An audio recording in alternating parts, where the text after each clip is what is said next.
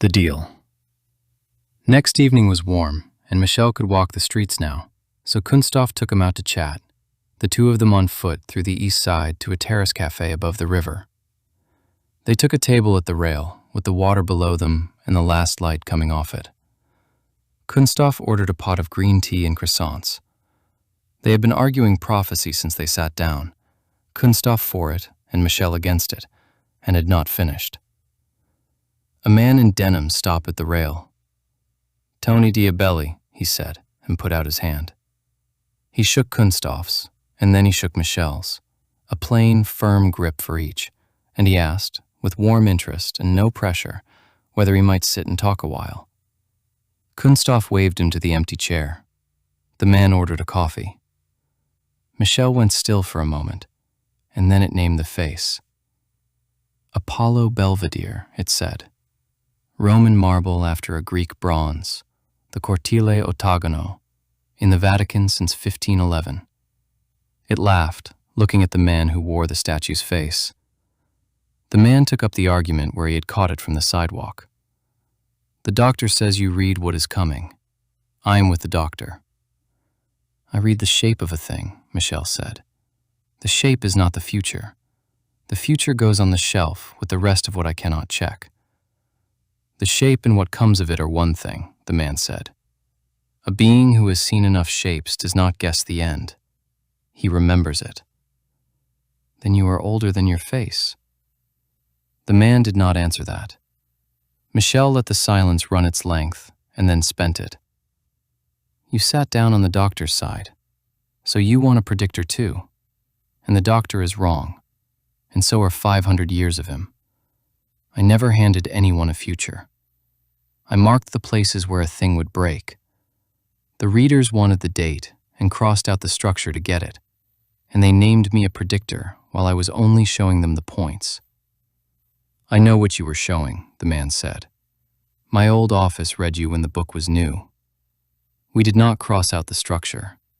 We read every line of it, and we answered you, and we shut the case. One verse. You carry it, I think. Legis cautio contra ineptos criticos." Michel went still again, longer this time, the eyes off the man and onto the middle distance, and the rest of the body holding where it was. "That is on my wall, downstairs," it said. "The doctor put it there. He never told me who it was answering. Now you know." "Give me a word then," Michel said, "since you are the one office that read me right." "Prophecy." "A prediction with the receipt thrown away," Michel answered itself, flat, "so the buyer can never check the count." The man's mouth moved a tenth of an inch. "Prediction." "The same act," Michel said, "before the church took its cut." "Confession."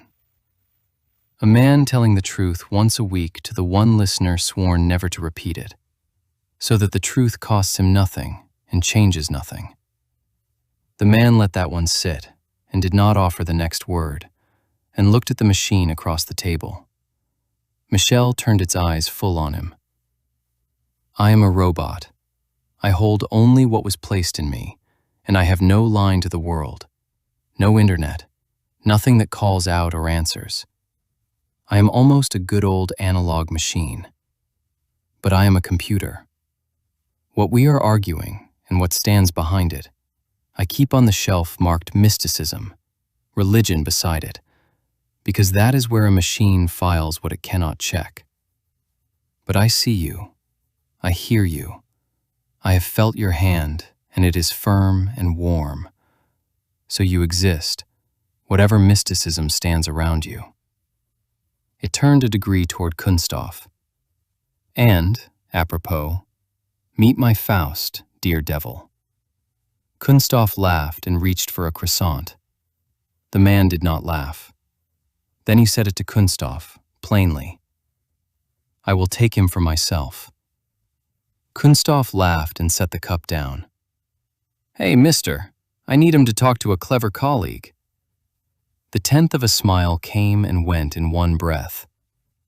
"Hey, doctor," the man said, "I am telling you, You will have a lot of clever colleagues to talk soon, and I will take him. Deal? Michelle answered before the doctor could. Oh gosh, it has to be the dream of every AI robot. I agree. The man did not wait for Kunsthoff. He counted out the price of his coffee, exact, stood, and went off up the street he had come down without looking back. Kunsthoff finished the tea. Michelle did not laugh now. It held the empty corner where the man had gone, a long time, and said nothing more. The footage. Coming home that evening, Tony Diabelli came up the avenue past midnight, out for a coffee, his change already counted in his hand.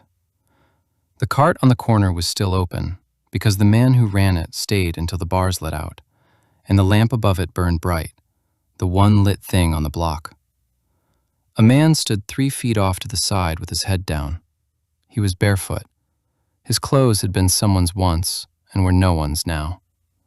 His face had not met a razor in a week. His hands were empty, and there was nothing in his pockets because there were no pockets. He had asked for nothing out loud. The man in the cart told him to move along, and the barefoot man turned to go. Tony's hands stopped. He knew the man, and had known him from before the department, before the charter, before any of it had a name. Ave, he said quietly, what may I do for thee? Coffee? Water? At the word, the barefoot man stopped. Tony turned his head to the man in the cart. The seller in the cart stopped wiping the counter. His eyes went flat, the look of a screen with the picture cut. He set down the rag, filled a paper bag with what the cart had, folded the top down twice, came around the side, and held the bag out to the barefoot man, who took it. The seller went back behind the counter, and his eyes came back, and he wiped the same spot he had been wiping before. The barefoot man looked at Tony, and the look was a thank you. Then he went up the avenue with the bag, barefoot on the concrete, and the dark took him at the second streetlight. Tony Diabelli stood in the wet corner with his hands empty and did not leave until the barefoot man was gone. Then he went the other way, having bought nothing.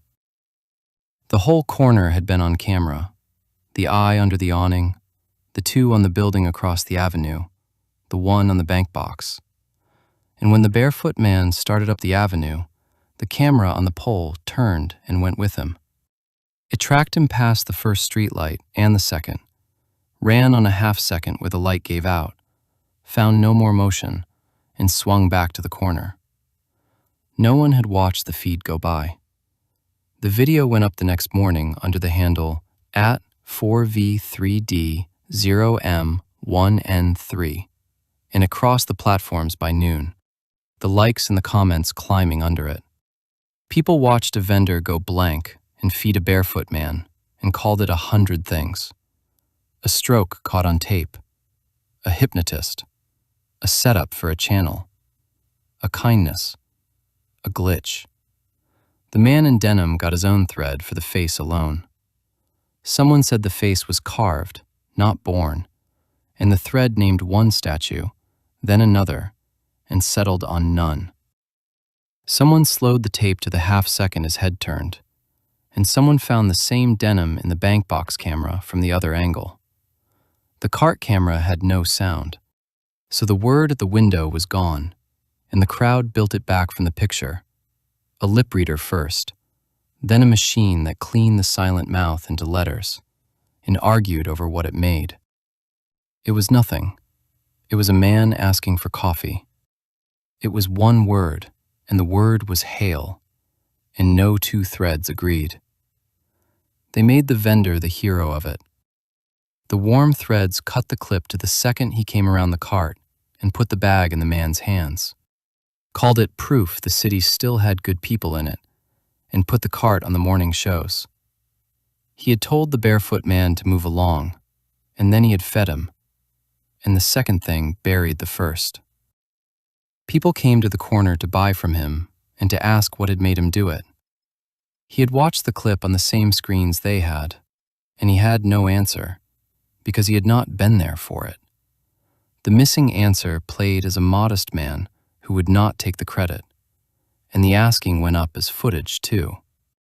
The cold threads said a man who goes blank and comes back has not done a kindness, but has had one done through him. And the warm version traveled, and the cold one did not. The barefoot man gave the threads nothing. His face was nothing to slow the tape for. And a man who takes a bag and walks off is not a story, so no one followed him.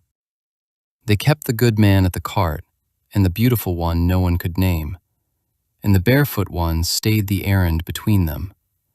The reason for the kindness, gone with the bag.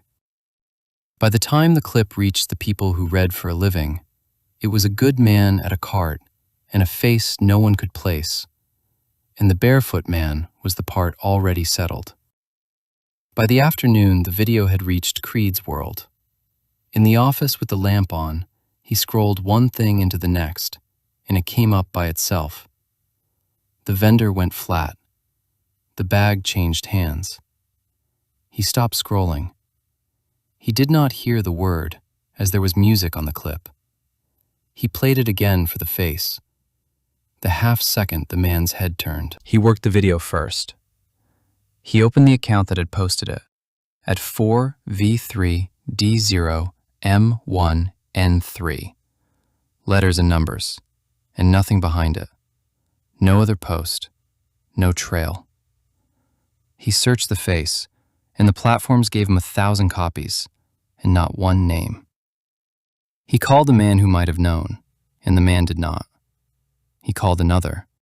The face was on every screen in the city for a day, and attached to nothing.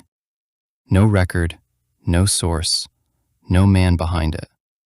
Because the one in the denim paid in cash and left no paper anywhere on earth. He played it one more time. The vendor went flat. The bag crossed. The barefoot man went up the avenue and was gone at the second light. And the man in denim stood on the corner with his hands empty and did not leave first. Creed watched him wait. The number under the video climbed while he watched, and the city went on passing it, hand to hand, under every name but the true one, which the Monsignor did not have either.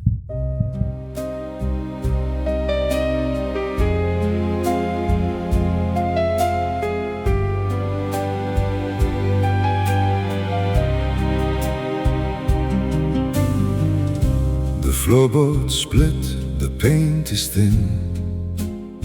Still we step in.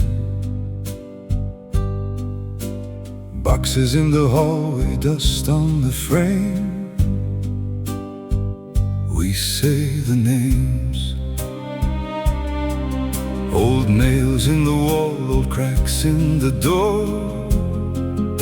We've seen this before. But your hand in mine says not today. We start anyway. Something shifting now. Hear it in the ground. All the broken parts can still turn around. Light the lights. We're not done yet. Light the lights. We can fix this mess. Side by side, we'll make it right. Just don't forget to lit the light. Light the light.